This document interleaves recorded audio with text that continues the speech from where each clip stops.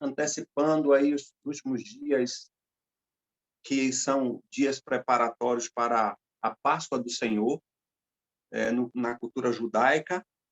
Esses dias são dias de preparação, dias em que se prepara as refeições, se prepara o ambiente do lar para celebrarem a libertação do povo de Israel do Egito. E essa celebração vem como lembrança, como memorial, todos os anos. E a Páscoa também foi ratificada pelo Senhor Jesus para a igreja. A igreja lembra que nós saímos do lamaçal do pecado, do dito Egito pecaminoso, e ele nos trouxe, pelo seu sacrifício expiatório na cruz, ele nos trouxe para o reino do seu amor. E por isso nós devemos lembrar também de que ele nos libertou do império das trevas. E nada melhor do que concluirmos esse tempo de preparação falando sobre essa última mensagem sobre a cruz. Eu creio que teríamos vários elementos e várias ferramentas descritas pela própria Escritura, e a partir da Escritura muitos outros autores escreveram muitos e muitos livros, e eu poderia, a princípio, deixar aqui dois clássicos bíblicos, né, de autores bíblicos que escrevem muito bem nesse assunto sobre a cruz. Ao longo dessas mensagens do mês de março, eu estive citando dois livros, os quais eu gostaria de estar confirmando os irmãos. São livros que têm uma ferramenta de compreensão sobre o projeto e o propósito da cruz. E quero deixar aqui registrado, então, o livro da Paixão de Cristo, de John Piper, da editora Cultura Cristã, e deixar também o livro A Cruz de Cristo, de John Stott. São dois teólogos, diríamos, contemporâneos. O nosso irmão John Stott já não está conosco desde, acho que, 2018. Ele faleceu em 18, 19. Ele esteve foi chamado pelo Senhor, mas John Piper está aí, ainda prega, vem ao Brasil, ministra sobre o mundo todo. São dois livros muito interessantes, e eu queria dizer que essa mensagem, nós estamos baseando a mensagem de hoje no livro A Cruz de Cristo, o capítulo 11. É o capítulo que nos inspirou do livro de John Piper, de John Stott, digo melhor, em que nos inspirou a fazer o esboço dessa mensagem e extrair da palavra do Senhor a profundidade dessa última mensagem que queremos deixar como tema para a nossa reflexão: a cruz, o lugar de expressar amor autossacrificial. Esse é o tema que nós queremos deixar para essa reflexão, essa meditação, essa mensagem dessa noite, com base no capítulo 11 do livro de John Stott, A Cruz de Cristo. E é um tema muito relevante, e nada melhor do que nós embasarmos esse tema com o texto do livro de Marcos, no capítulo 10, a partir do versículo 35, aquela experiência muito muito clara e muito bem descrita pelo evangelista João Marcos, que nos deixou aquele fadigo pedido daqueles dois irmãos, numa grande oportunidade, que eu digo que era a oportunidade da vida daqueles dois discípulos, Tiago e João, quando o Senhor deu a oportunidade, deu a escuta para que eles pudessem pedir o que desejassem. E Marcos, a partir do versículo 35, narra esse episódio em que queremos respaldar essa mensagem. E creio que os irmãos já abriram a sua Bíblia, Marcos, capítulo 10. E você também que vai estar nos ouvindo, seja de longe ou de perto, através desse vídeo, que Deus edifique a sua vida, que essa mensagem fale para todos nós. Nós que estamos nesse culto online, como também você que vai ouvir ou reouvir, como alguns outros irmãos, essa mensagem. Medite, reflita, visite o texto, acompanhe a mensagem e veja o que a sua vida pode ser impactada com essa mensagem. A cruz, lugar de expressar o amor auto-sacrificial. E a Bíblia diz assim, a partir do versículo 35 do capítulo 10 de Marcos.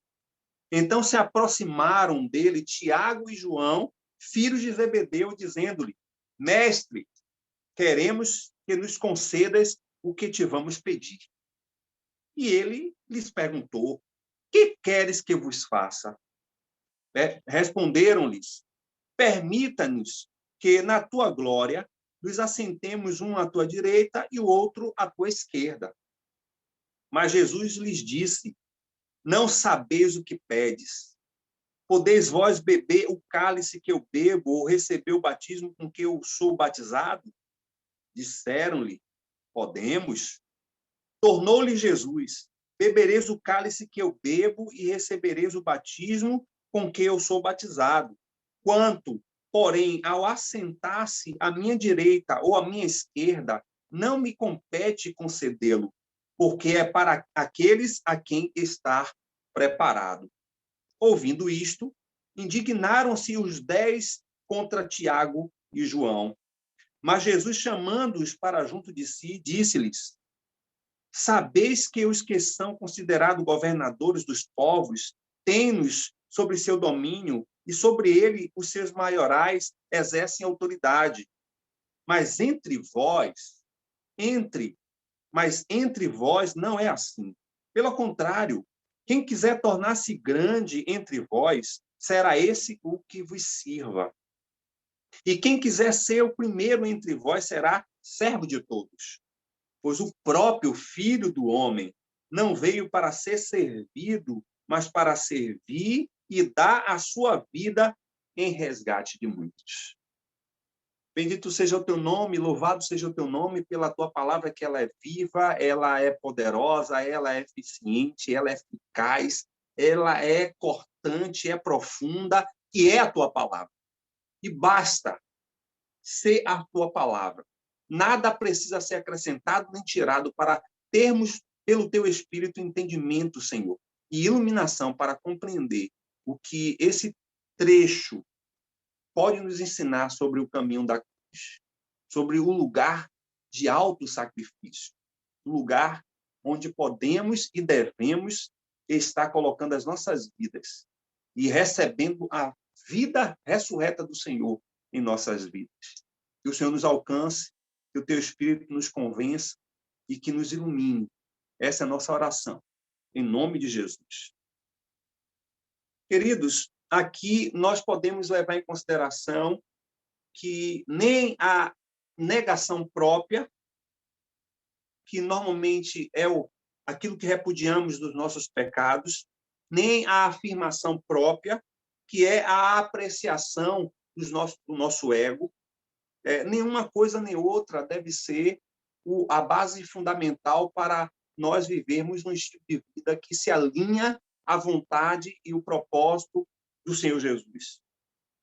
E nós precisamos muito bem compreender que na caminhada dessas mensagens falando sobre a cruz de Cristo, nós devemos compreender que todos os valores de Cristo foram empregados ali naquela cruz para que nós pudéssemos ter uma dimensão real do que é ser uma comunidade da cruz, o que é ser uma comunidade de pessoas que têm e manifestam o amor doador ou amor sacrificial.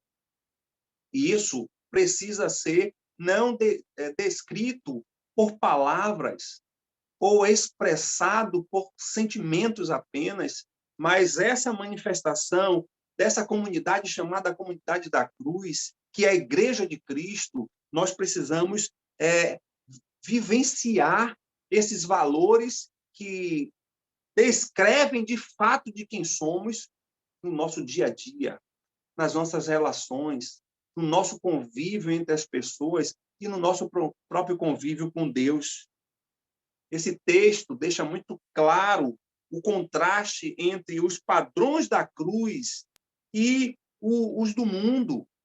Esse texto deixa muito claro que é dramática a diferenciação daquilo que é pedido de Tiago e João e do que é resposta de Jesus.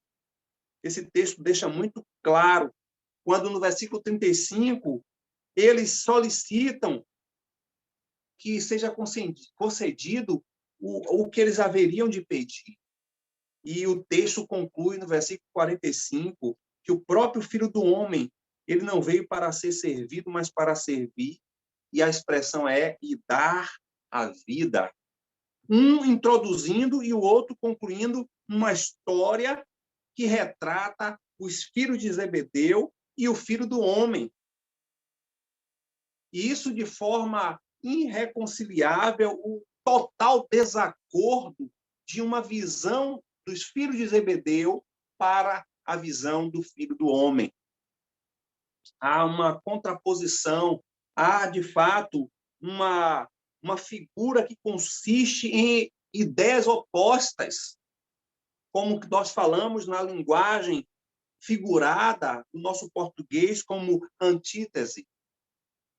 O que eles pedem é contrário ao que o Senhor exige para que eles mesmos sejam discípulos. São falas diferentes, são visão espiritual diferente, são expressões de ambições diferentes. Tiago e João desejam sentar-se no trono de poder e glória, e Jesus sabe que deve ser pendurado numa cruz em fraqueza e vergonha. É explícito que há uma exposição de ideias contrárias. Um busca a glória, ou uns buscam a glória, o outro busca a glorificação do Pai e a sua própria vergonha. E esse texto, ele nos dá essa declaração completamente vergonhosa, uma expressão egoísta, uma visão completamente equivocada em um dos momentos mais significativos na vida de pessoas que se encontram diretamente com o Altíssimo, com o Filho do Deus Altíssimo, se encontram diretamente com aquele que fez todas as coisas e tinham a oportunidade de pedir coisas muito mais relevantes, coisas muito mais alinhadas aos propósitos de Deus, mas o que fala mais alto é o egoísmo, o que fala mais alto é o senso individual. Tiago e João, eles desejam sentar-se no trono de poder e glória. Jesus vai ser empendurado na cruz com vergonha e desprezo dos homens.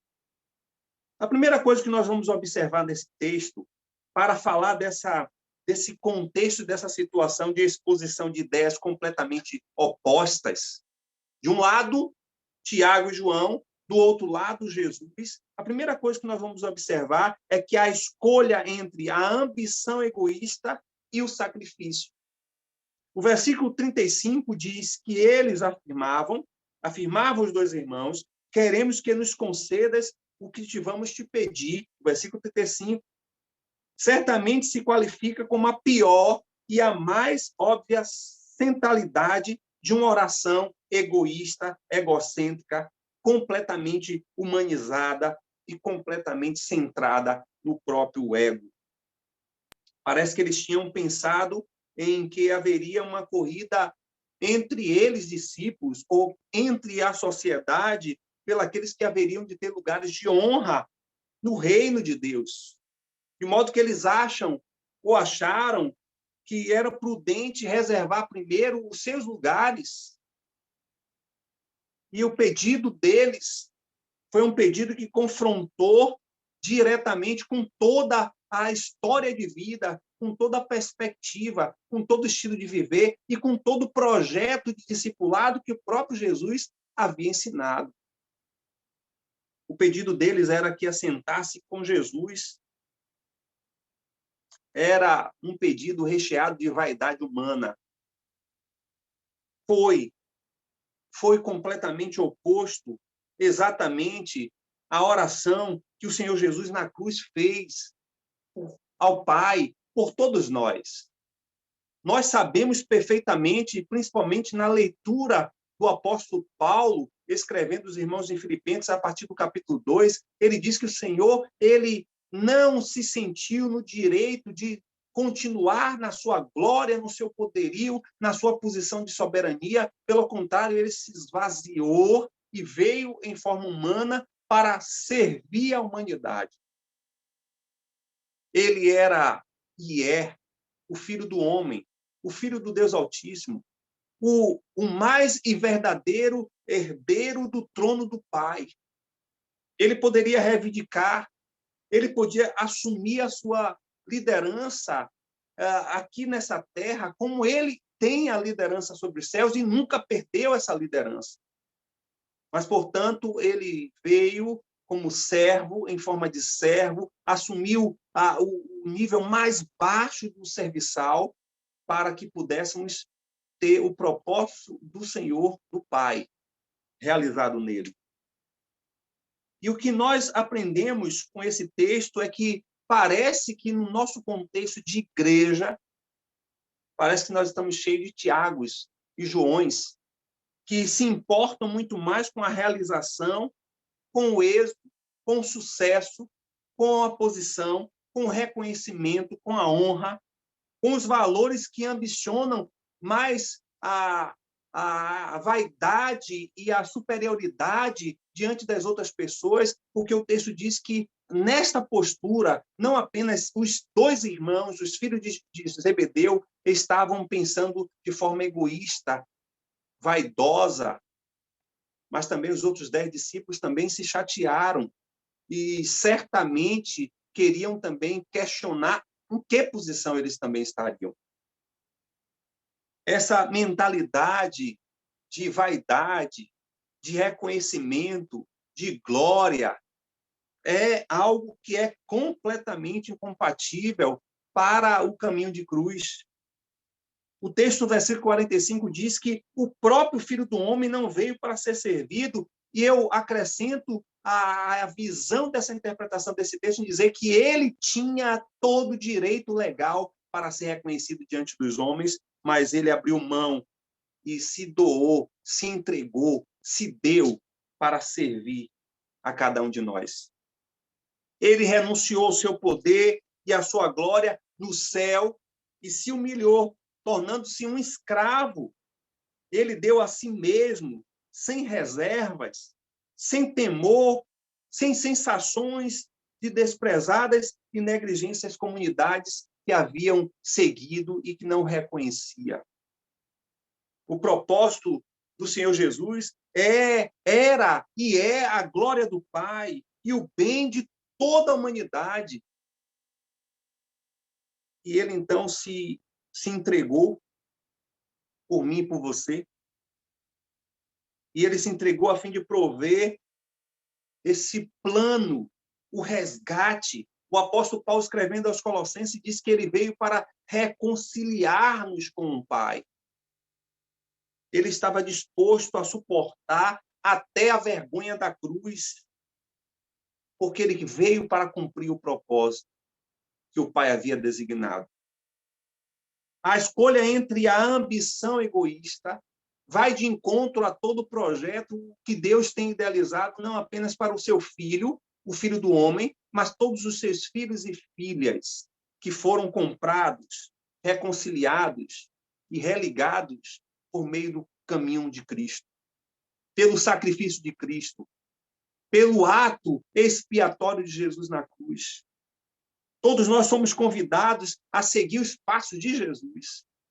Em vez de olhar para nós mesmos, olhar para o que podemos buscar e querer e desejar que os outros nos posicionem ou nos coloquem em posicionamento que seja elevado, honrado, glorificado. Nós deveríamos seguir o caminho do Mestre, que foi de ser servo. Ele nos chamou para segui-lo, não para que nós pudéssemos procurar as coisas para nós mesmos ou a partir das coisas que ele nos deu, ser reconhecido diante dos homens. Mas, pelo contrário, ele nos chamou para segui-lo, para que a glória seja dele. Porque até as coisas que ele nos confia para realizarmos, e ele nos habilita para realizarmos, porque se nós temos algo a servi-lo, que nós chamamos isso de ministério, é porque ele deu as habilidades para que possamos desenvolver esse ministério, para desenvolver esse serviço, e se nós recebemos esse serviço e essas habilidades, é porque não foi e não é de nós mesmos nenhuma a habilidade e capacidade para desenvolvê-lo, mas é para o Senhor. E muitos que usam de suas habilidades dadas pelo Senhor para servir ministerialmente, para alcançar os planos ministeriais que ele tem para cada vida, essas pessoas ainda se engrandecem, se ensoberbecem, quando na realidade tudo que eles estão fazendo, tudo que eles são, tem a ver com Deus. Se eu sou um pastor, se você é um líder, se você é um ministro, se você é um servo, isso é tudo para a glória de Deus. Tudo é para a glória de Deus. Nos últimos dias, nós estamos absorvendo um dia de informar que de achar que somos muito grandes. E isso é alimentado de maneira que posicionamos em cima para baixo, não para o alto. Não para se sentir mais elevados ou superiores, mas olhando para baixo para ser serviçais e serem servos. Mas a gente anda na contramão. Por que andamos na contramão? Porque a visão de sacrifício de Cristo na cruz não é bem entendida na cabeça de certos discípulos, ou podemos dizer, se de fato são discípulos, que não conseguem olhar que a vida cristã é um sacrifício em detrimento a uma ambição egoísta. Nós não fomos chamados para sermos realizados por nós mesmos. Nós não fomos chamados para ter o nosso ego saciado. Nós não somos chamados para sermos reconhecidos diante dos homens e sermos reverenciados diante dos homens, embora que aqui há um parêntese para honrarmos as pessoas que devem ser honradas, mas não passa disso, irmãos. Honrar não é receber a glória. Honrar é receber o reconhecimento de um servo que busca fazer com excelência para a glória de Deus. É um grande perigo quando o indivíduo busca reconhecimento. É um grande problema que a humanidade vive, e a igreja também, das pessoas quererem fazer sempre as coisas para que o outro reconheça. É um perigo. E é um caminho, irmãos, de queda. De queda. Nós precisamos ter cuidado, porque o que Tiago e João quis foi um lugar de destaque. Eles escolheram uma ambição egoísta do que um sacrifício de serviço. A segunda coisa que a gente observa está no versículo 37. Perguntaram-lhe: permita-nos que na tua glória nos assentemos um à tua direita e o outro à tua esquerda. Nessa composição do Senhor Jesus de trazer a exposição de ideias contrárias e opostas à sua visão, a segunda coisa que mostra a escolha desses dois discípulos, Tiago e João, a segunda escolha foi que eles buscaram o poder em vez de buscar o serviço. A segunda escolha foi entre o poder e o serviço. Parece que é claro que Tiago e João queriam tanto poder quanto a honra. Ao pedir para se assentar cada um ao lado de Jesus, que pedido mais egoísta. Podemos então estar certos de que estavam sonhando em não estarem ali assentados no chão para reconhecer um serviço como lava-pés, mas eles queriam se assentar no trono. Cada um deles se viam assentado em um trono. E sabemos que é possível que essa visão de Tiago e João estivesse muito alinhada à posição econômica e social que eles tivessem, porque para nós hoje pode ser algo que não seja tão relevante, mas para os seus dias, os dias descritos por esse texto, eles eram filhos de um empresário da pesca. Zebedeu era um homem que tinha barcos, que tinha negócios com a pesca. E acredito que Tiago e João cresceu nesse ambiente de riqueza, de bem-estar, de maneira que eles compreendiam dessa mesma forma o reino de Deus, achando que o reino de Deus era poder, riqueza, fama, reconhecimento, possibilidades econômicas, do que propriamente serviço, entrega, dedicação. Nós percebemos o quanto o mundo busca poder. Essa foi a grande pedra central que derribou toda a nossa estrutura humana a partir de Adão e Eva, quando buscaram ser aquilo que não poderiam ser. O poder de ser igual a Deus. De lá para cá, percorremos esse caminho de querer o poder de ser igual a Deus. E o poder é um perigo. E eu percebo que em mínimas coisas, e creio que os irmãos também, e os nossos queridos irmãos que estão nos ouvindo, já tiveram algum tipo de experiência de alguém que foi nomeado a alguma coisa tão mínima, tão ínfera, tão pequena, mas ao assumir essa posição, a pessoa muda o comportamento, a pessoa muda a forma de se relacionar, a pessoa se sente superior. O poder é um perigo, irmãos. Quando ele não é convertido, quando ele não é reverenciado, quando ele não é rendido para a glória de Deus. Eles estavam ali também pensando na perspectiva de um imperador romano. Era o seu contexto. Ao ver a fama e o poder de um imperador e a forma em que ele se assentava no trono e como governava todo o Império Romano, que era o ápice do governo mundial, global da época, veio sobre a mente desses dois irmãos serem semelhantes a imperadores, a querer, quem sabe, ter até as moedas com o emblema do seu rosto, como eram os imperadores. É totalmente incompatível com o caminho da cruz. É totalmente incompatível com a proposta de serviço pelo qual o Senhor Jesus nos convidou a segui-lo.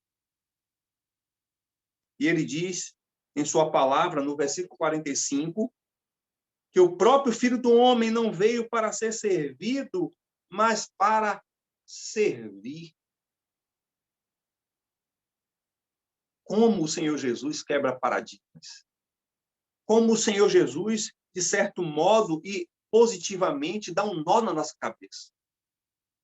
Eu quero, inclusive, deixar aqui para os irmãos vocês estudarem o capítulo 5, 6 e 7 do livro de Mateus, que é chamado o Sermão da Montanha.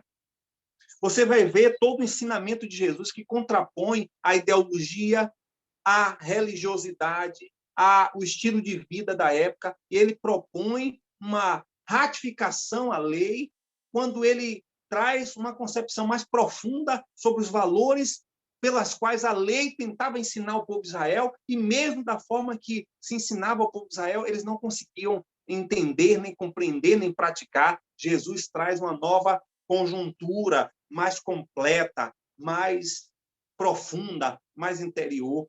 E se você for meditar em cada um desses valores que o Senhor Jesus ensina no Sermão da Montanha, você fica perplexo com a forma em que Jesus quebra as cadeias da vaidade, do orgulho, da prepotência, daquilo que é muito peculiar à natureza humana. Ele foi tanto glorioso filho do homem quanto o servo sofredor.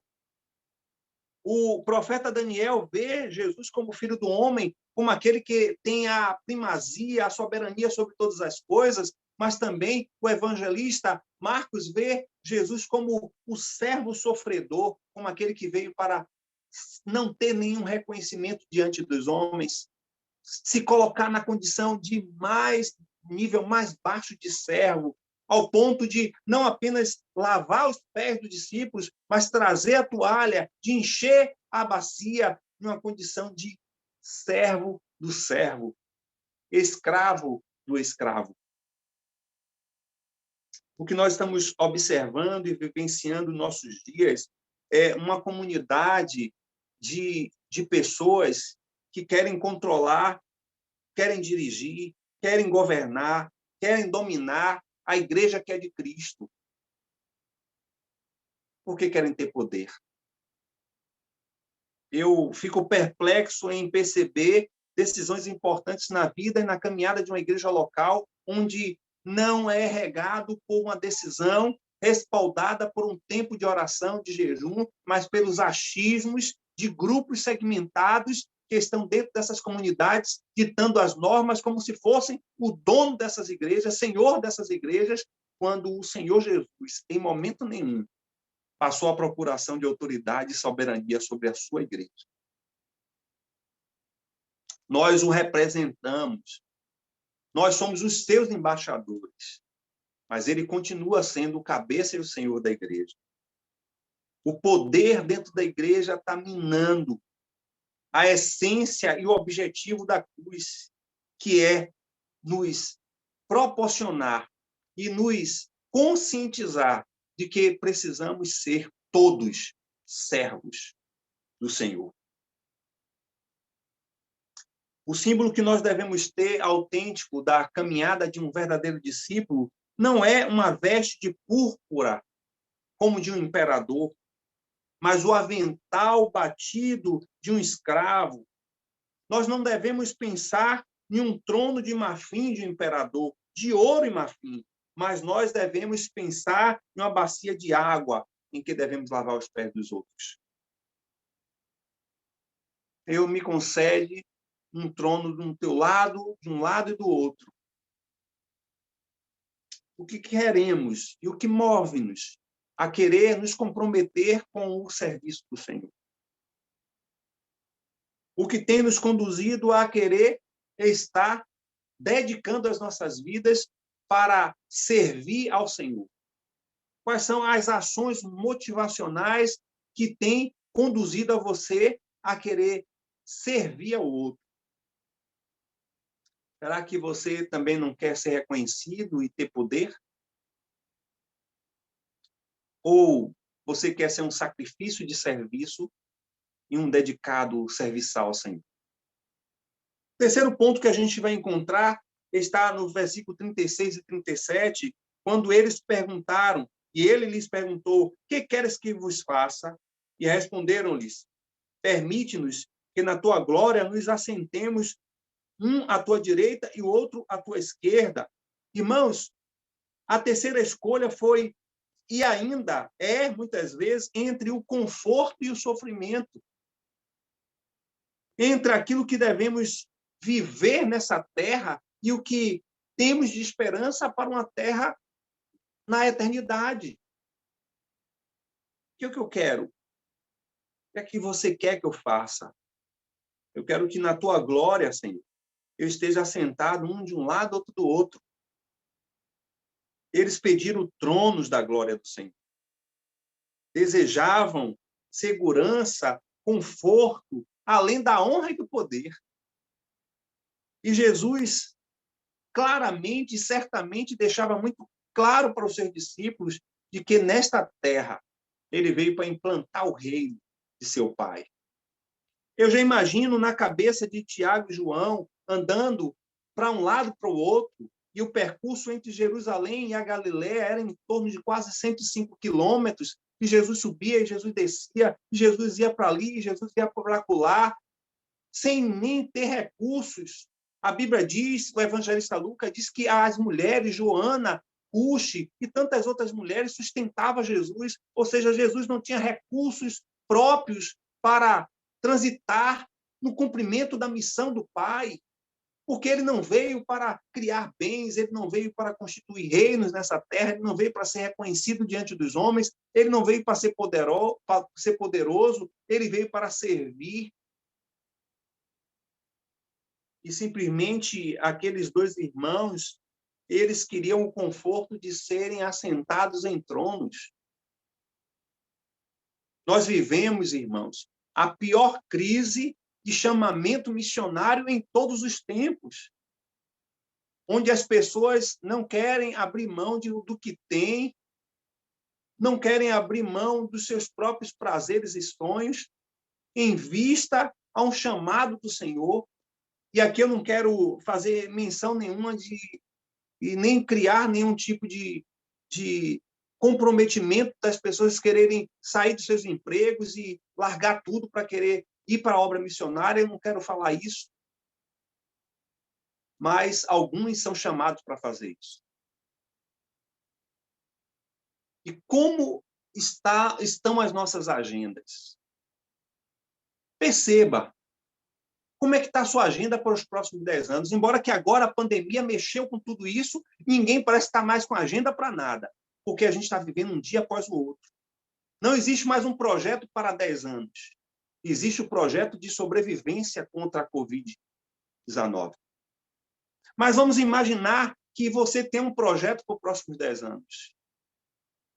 A gente projeta a casa, a gente projeta uma formação, a gente projeta casar ou não casar, ter filho ou não ter filho, a gente projeta uma estrutura melhor financeira, a gente projeta um bem-estar melhor, a gente projeta uma série de coisas, mas parece que dentro dos nossos projetos, que busca sempre, principalmente no nosso contexto de Brasil, segurança, que busca sempre um ambiente que possa nos proporcionar um conforto, de maneira que a gente se sinta melhor em viver nessa terra, e nós estamos nos acomodando nessa perspectiva de viver nessa terra e esquecemos que há um projeto de Deus, e esse projeto não envolve, nem inclui esse mundo que nós estamos vivendo. É incompatível. O mundo que vivemos, toda a sua estrutura, seja ela econômica, social, material, ela é incompatível com o projeto de Deus. Nós estamos vendo muitos. Essa semana eu recebi um noticiário de um país do Oriente Médio que nos últimos 2 meses, 37 irmãos foram assassinados pelo mundo muçulmano, e a igreja estava secretamente orando, porque é um país de predominância muçulmana, e aquela igreja secreta, aquela igreja escondida, aquela igreja que não tinha nem sequer a oportunidade que temos de estarmos aqui ouvindo essa mensagem, dessa maneira, eles estavam ali orando isoladamente. E uma organização missionária que chega a esses países, conhecida, que é a Missão Portas Abertas, infiltrou um missionário, e esse missionário foi identificar, buscar, pesquisar a igreja secreta nessa nação e conseguiu encontrar um irmão.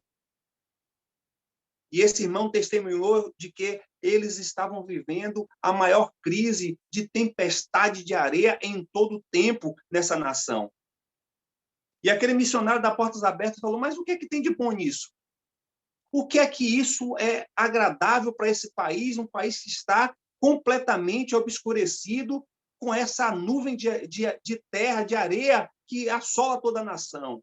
Ele disse, dessa forma, a milícia muçulmana não pode nos identificar nem nos encontrar. É na calada da noite que a gente coloca máscara e óculos e vamos para os nossos encontros secretos. E eles não podem nos encontrar. Você não sabe o que é isso. Eu não sei o que é isso. Você não sabe o que é você estar congregando em um lugar onde, em qualquer momento, podem invadir a sua casa, levar a sua vida, ou da sua esposa, do seu filho, do seu esposo, matar, sumir com você. Você não sabe o que é isso.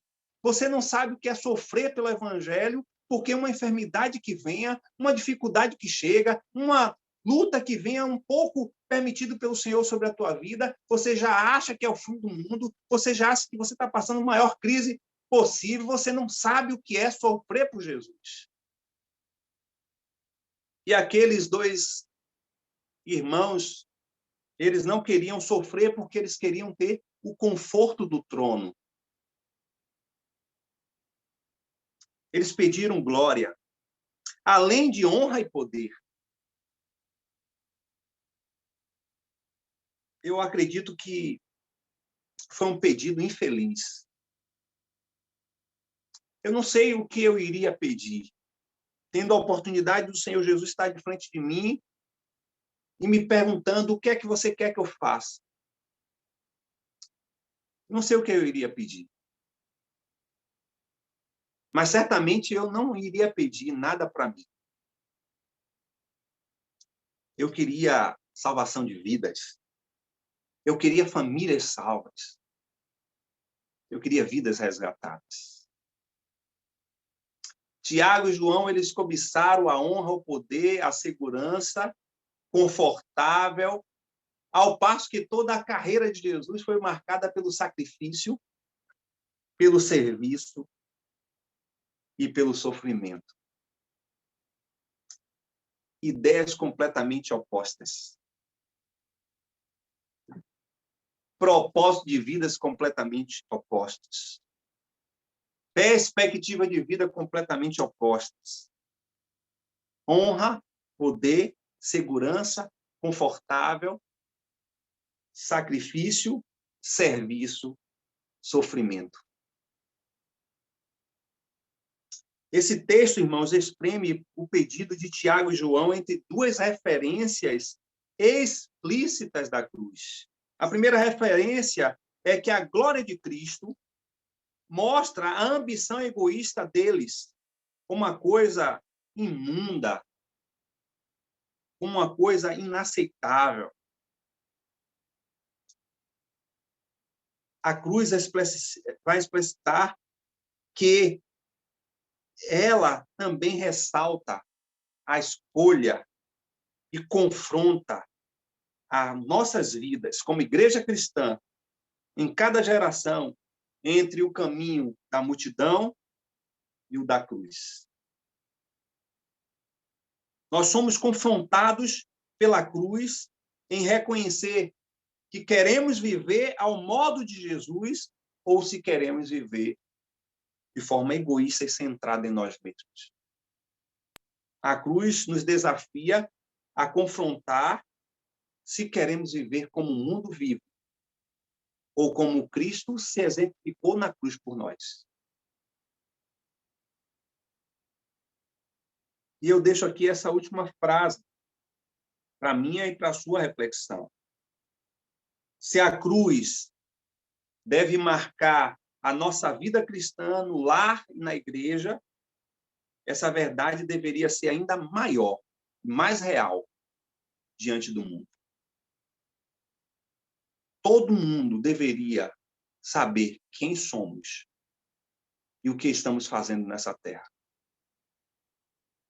Nós somos confrontados a abrir mão da honra, do poder, da segurança para assumir um sacrifício de amor e louvor ao nosso Deus, dedicar um serviço sem reconhecimento, sem valorização dos homens, e, se necessário for, sofrer o que for necessário para que possamos cumprir em nossas vidas o propósito de Deus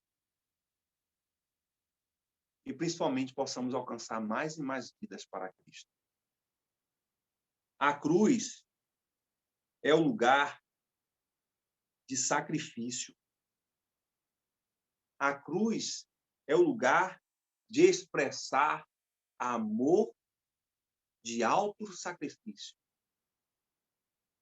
Se você chegou a esta noite compreendendo de forma diferente a vida de um discípulo de Cristo, eu acho que você tem a oportunidade, pelo poder do Espírito Santo de Deus, em conhecer que você está trilhando o caminho errado. É preciso assumir uma proposta de morte para nós mesmos, para assumirmos a graça abundante de Deus, numa caminhada que glorifique e exalte o nome do Senhor Jesus.